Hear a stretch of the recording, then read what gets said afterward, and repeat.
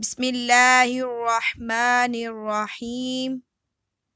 اللہ کے نام سے شروع جو بڑا مہربان نہایت رحم فرمانے والا ہے۔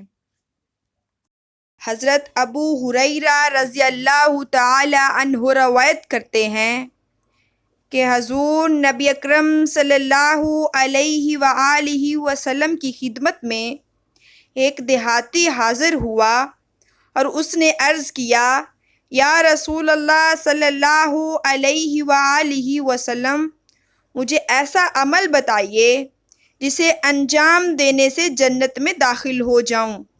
آپ صلی اللہ علیہ وآلہ وسلم نے فرمایا، اللہ کی عبادت اس طرح کرو کہ عبادت میں اللہ کے ساتھ کسی کو اس کا شریک نہ بناؤ۔ فرض نمازیں اور مقررہ زکوٰۃ ادا کرو اور رمضان کے روزے رکھو۔ اس اعرابی نے کہا، اس ذات کی قسم جس کے قبضہ قدرت میں میری جان ہے، میں ان احکام پر بلا کم و کاست عمل کروں گا۔ یہ کہہ کر جب وہ شخص واپس جانے کے لیے مڑا تو آپ صلی اللہ علیہ وآلہ وسلم نے فرمایا، جو کسی جنتی کو دیکھنا چاہے اسے دیکھ لے۔